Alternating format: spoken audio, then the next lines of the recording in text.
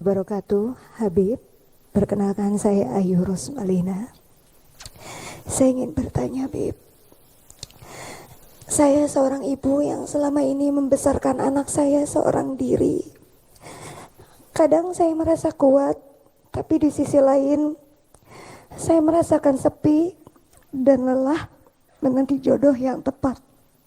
Bagaimana cara saya menjaga kesabaran dan tetap berbaik sangka kepada Allah Subhanahu wa taala bahwa waktu dan takdirnya selalu jadi yang terbaik. Amin.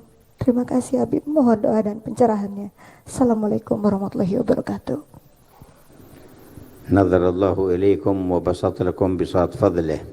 Semoga Allah Ta'ala menatap kalian dengan pandangan rahmatnya dan Allah Ta'ala bentangkan bentangan anugerahnya. Antum bitarbiyati hadzal walad tahuzuna darajatin kabira. Sesungguhnya engkau dengan mendidik, menjalankan tugas di dalam mendidik anak ini, itu adalah sebuah pencapaian derajat yang tinggi di sisi Allah. وتتعاملون مع الذات الإنسانية في إعداد من يكون صالحا في المجتمع. Dan ini adalah bentuk bermuamalah yang berinteraksi dengan zat manusia untuk mengkadar dia menjadi manusia yang membawa kebaikan kelak di masyarakat. والولد إذا ربي صار عنصرا صالحا في المجتمع.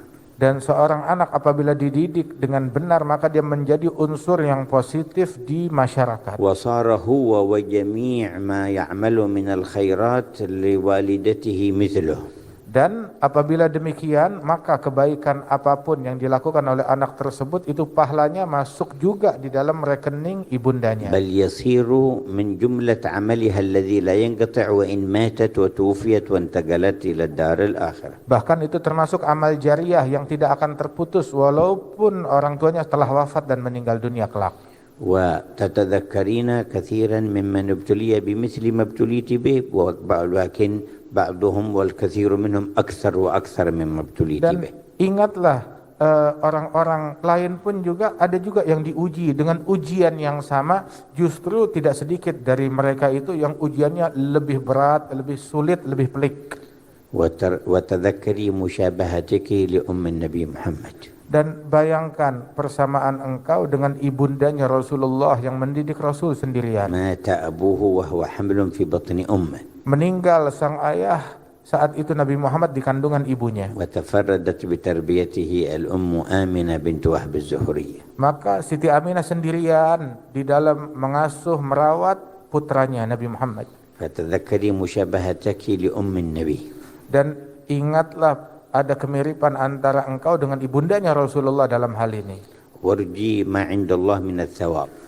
Berharaplah kepada pahala yang ada di sisi Allah.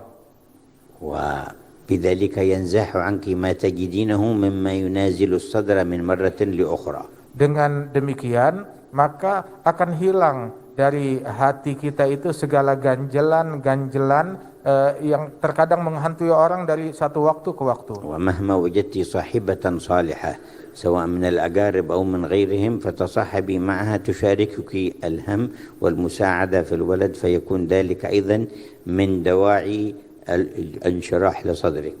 Dan apabila engkau menemukan kawan wanita yang baik yang bisa membantu, memberikan nasihat kepada engkau, circle yang baik yang turut memberikan masukan yang positif di dalam mendidik anak-anakmu, maka itu lebih baik lagi. والقيام بالتربية للأولاد ومصلحة البيت من شغل فاطمة الزهرة سيدة نساء أهل الجنة. Sesungguhnya menjalankan tugas di dalam memanajemen rumah, mendidik keluarga itu adalah tugas mulia yang dipikul oleh Siti Fatimah Az-Zahra, pemimpin dari wanita surga. فتذكري مشابهتك لها واتباعك لها. Dan di sini ada kemiripan antara engkau dengan Siti Fatimah. راجية أن ترافقينها في الآخرة. Apabila engkau ingin besok hari kiamat itu kita punya harapan untuk bisa mendampingi Siti Fatimah di akhirat. وخذ التعليم الذي علمها الرسول ليعينها على القيام بالخدمة في البيت والتربية. Ambil pembelajaran yang bisa membantu engkau di dalam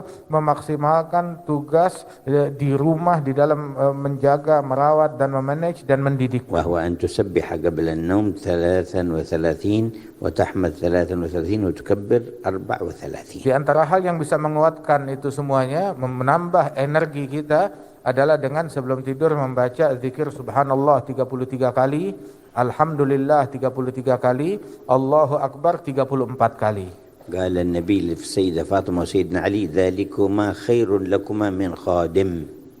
Nabi Muhammad bilang kepada Siti Fatimah dan Sayyidina Ali bin Abi Thalib, zikir ini yang saya ajarkan kepada engkau lebih baik daripada kalau saya berikan bantuan asisten rumah tangga yang membantu engkau. Ini lebih baik daripada itu semuanya. قال سيدنا علي آخر عمره ما تركتها ليلة منذ سمعتها من رسول الله. Sayyidina Ali bin Abi Thalib bilang di akhir umurnya, saya enggak pernah ninggalin doa dan zikir ini setiap malam sebelum tidur, selalu saya baca sejak kali pertama saya dengar dari Rasulullah. قال له بعضهم ولا ليلة معركة صفين قال ولا ليلة معركة صفين جئت بها من آخر الليل.